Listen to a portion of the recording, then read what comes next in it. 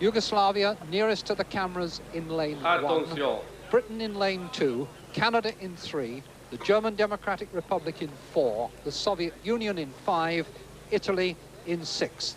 Well, this British 4 is a superb crew and has prepared excellently, but has the tremendous disadvantage today of the lane draw.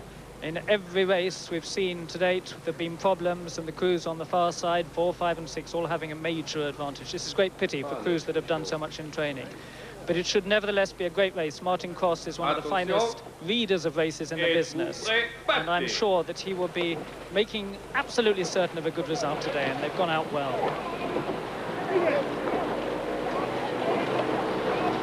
Well, it'll take a little while for the race pattern to settle down, but if the previous races are any indication, the chances for lanes 1 and 2 are very slim. The medals have all gone so far to the other 4 lanes. Indeed, the first 4 finals were all won from lane 4.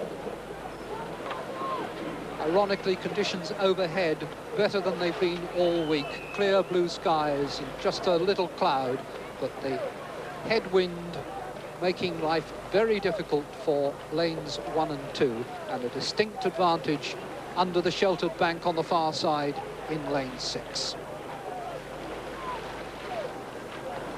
Great Britain, the Olympic champions in this event. The German Democratic Republic, the reigning world champions.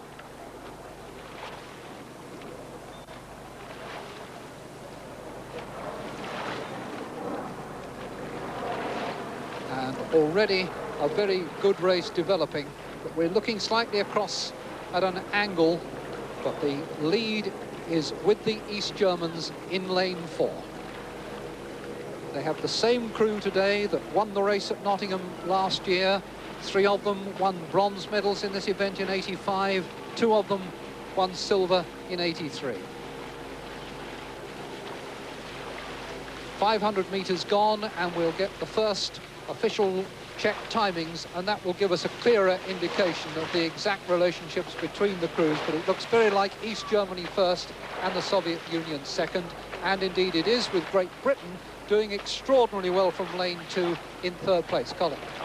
East Germans are known to be heading for a stride out just about this point in about 3 strokes time, when they'll sit back and they'll really go for length. This is where the wind begins to hit them, and that means they've got to draw those blades right back into the wind and sit back at the finishes.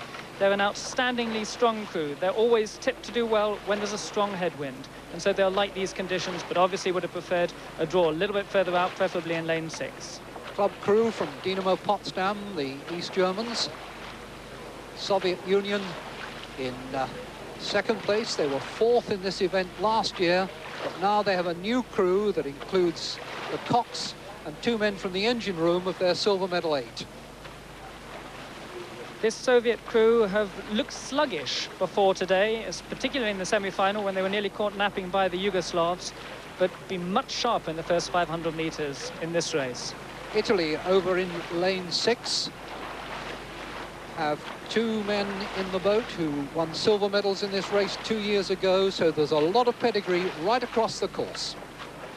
Suarez and Carando are the silver medalists from previous World Championships. The Italian crew's very interesting because it's been training at altitude for 3 weeks. That's over 2,000 meters, which increases the red corpuscles. Those are the ones that carry the oxygen in the blood. They've come down, they've had a number of dry runs at altitude, and they reckon that today is absolutely the right day for their race.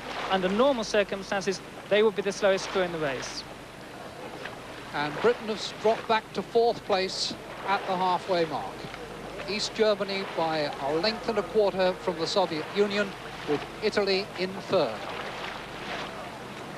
And while we feel sympathy for Britain having drawn lane 2, that must be doubled in our feelings for the Yugoslavs, who sent only 3 crews here, got only 1 of them to the final. That's in this race, and they've drawn the least favoured lane 1.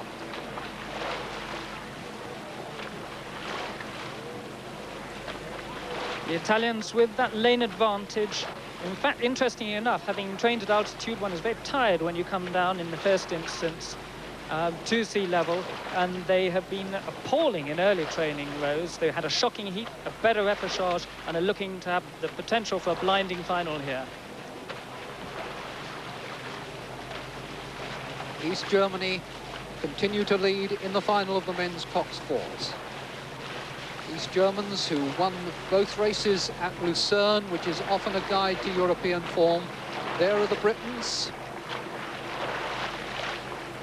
Adam Clift in the bow, John Maxey at 2, John Garrett at 3, Martin Cross at stroke, Vaughn Thomas the cox. Vaughn has got to make sure they row their own race now. There's an old saying with this four that they should row with blinkers, because when they're down a little bit, they tend to turn around a lot and have a look at what the other crews are doing. One of the main tasks Vaughn has got to do is encourage them, carry them through this difficult patch, fully aware that there's a huge lane disadvantage between 1 and 6.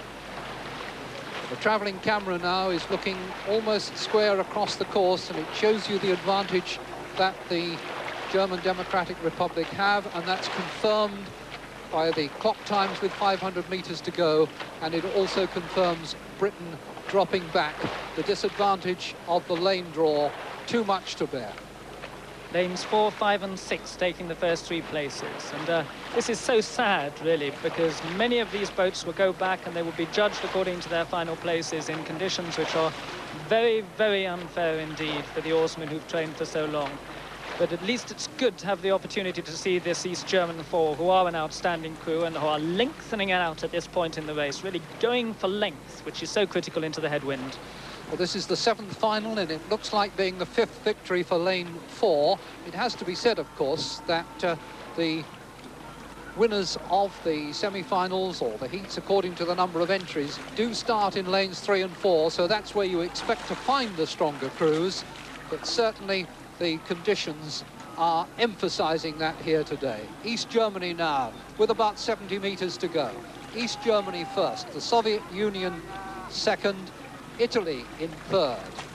But East Germany, the class 4, coming home to take the gold. East Germany will win, and they will have an advantage of a length and a half over the Soviet Union. A big effort from the Italians will still leave them in third place, half a length behind to take the bronze. Lanes 4, 5 and 6 triumph again. Great Britain coming in tired after the effort of battling in lane 2. Great Britain actually appealing to the umpire's launch. It looks as if they are appealing against some infringement that took place out of camera shot earlier during the race. And it'd be interesting to hear what they're going to say, but they're waving vigorously and the umpire's going over to see them now. Meanwhile, a chance to look again at the wonderful style and cohesion of the East German four. Confirmation of Britain in 5th place